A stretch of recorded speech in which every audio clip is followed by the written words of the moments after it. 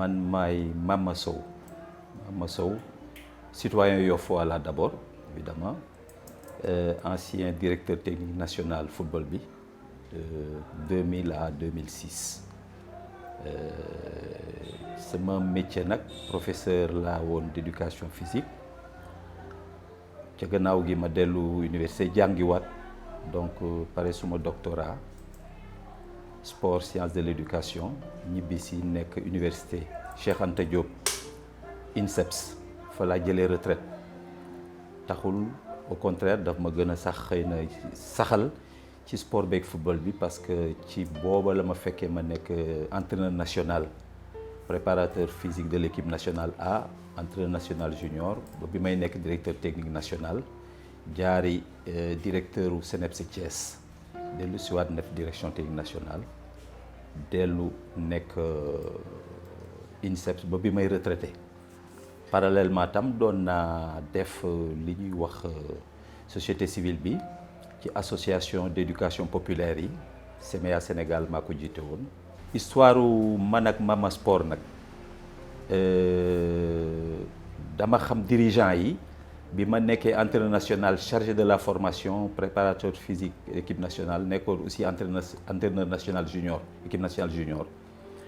comme maa doon toppatoo problème formation yi fa laa amee contact ak encadreurs yi ak éducateurs yi fa laa leen xamee projet fac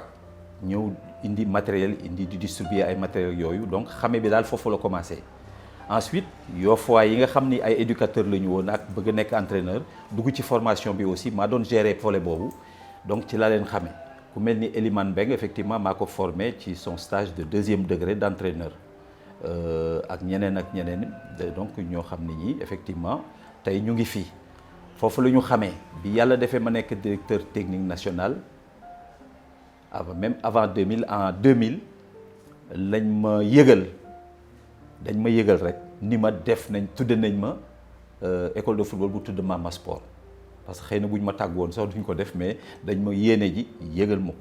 ma waxee tam ñoom Elimane ma gis leen ñoom ñëpp ñu waxtaan ñu ni ma non vraiment ñun suñu yéene la ci sa comportement ak ni nga nekkee modèle ñun moo tax ñu tuddee la loolu. football li ñu boole nag comme xëy na li boole football ak xale yu bare xam nga football am na tubaab ne na le football a un pouvoir immensément mimétique maanaam football day loo xam ne lii buy dugg ci nit ki day mel ni lu koy xëcc te boo koy seetaan surtout gone gi ci boppam ak xalaatam ma ngay seet nu mu mën a mele ni kii muy xool. bi may xaleel à 8 ans ñaari tali la sama maam dëkkoon fa la ñu dëkkoon ñaari tali ci kër Baye Mbari j'avais 8 ans dañu créé woon école de club à 8 ans cotiser ba man jaxase jënd ay maillot di jouer c'est venu comme ça fa la jaaree daal j'ai pas compris après mënatuma bàyyi football sama yaay samay parents sama papa il voyageait beaucoup mais tere woon na ma sax bu ma jàngul bu ma football mais ça n'a pas pu empêcher mais sant yàlla parce que football bi terewuma jàng tam terewuma réussir au contraire je crois que sax xëy na marché la woon voie ak choix bi ma def mooy effectivement l'éducation la formation parce que dama yaakaar ni bu suñu football waree jóg il faut ñu jaar ci defar base bi defar xale yi te defar xale bi yar ko ci biir football ñaari avantage la mën a am dana nekk footballeur mën naa nekk footballeur en tout cas dana ci am li tubaab di wax loisir maanaam passe-temps def ko en tout cas bu ko deful métier itam def ko loo xam ni dana tàggat yaramam te jox ko plaisir mais dana def itam yar boobu ñu def ci moom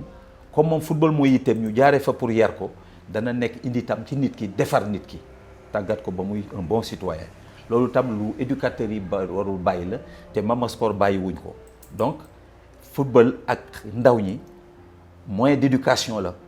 civique moyen d'éducation morale la booleeg nag c'est defar leen pour ëllëg wala aussi pour football bi léegi économiquement dafa nekk loo xam ne ni dafa am njariñ lool parce que mën na yor nit gis ngeen yi muy indi ba parents yi léegi d'ailleurs parents yu ci bare fi mu ne effectivement ñu ngi accompagner seen i doom ci biir football bi tàggat ak gunge leen ak suivre leen. le challenge Mama Sport day loo xam ne lii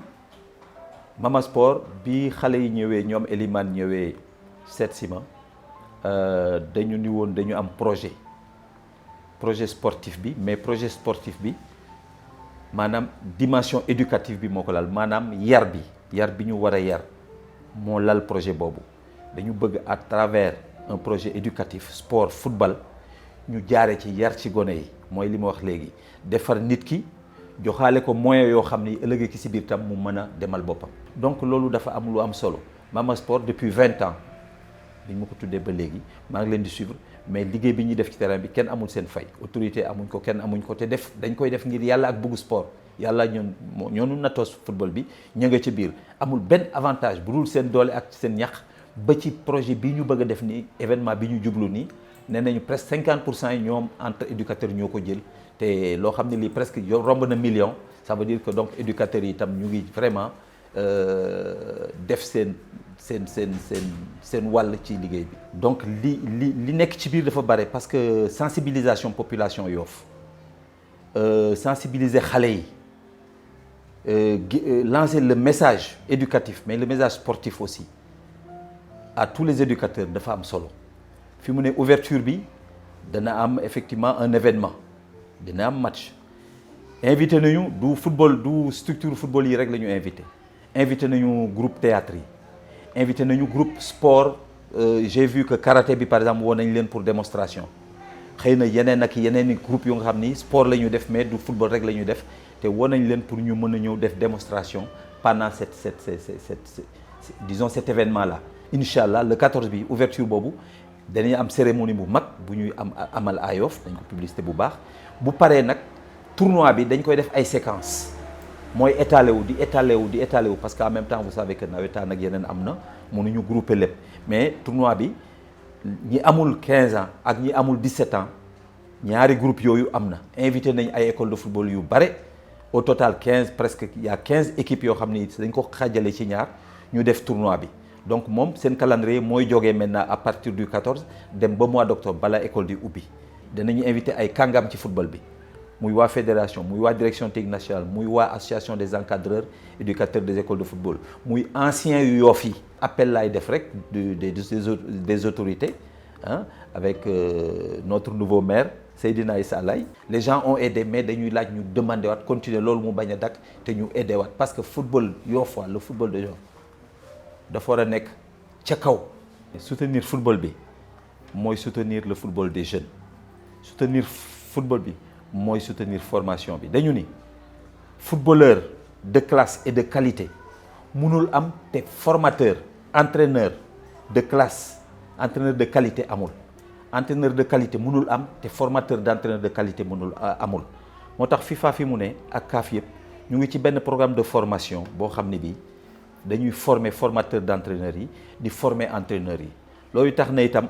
comme yàlla desel nañu tuuti doole ñun itam ñu ànd ak direction technique bi dugg ci loolu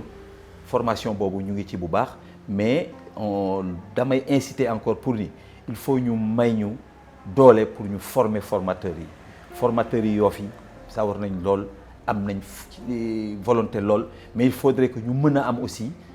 on va l'imaginer travailler ak ñoom liggéey ak ñoom pour loolu ñu mën leen renforcer ñu ngi liggéey parce que association éducateur entraîneur football yi Sénégal yi ñu ngi liggéey te cellule Yoff desul gannaaw ñu ngi liggéey bu baax mais moyens yi pour ñu am formation permanente nouveauté yi lépp ci football bi xam ne lu bees lay doon lu mën a aider ñu tàggat xale yi ñu jox leen ko ñu tàggat joueurs yi ñu jox leen ko ñu yëkkati joueurs de niveau yi ñu jox leen ko loolu nag effectivement il faudrait que appel la daal bu ñuy def ci autorité yi appel fépp au niveau local d'abord fa la ñu commencer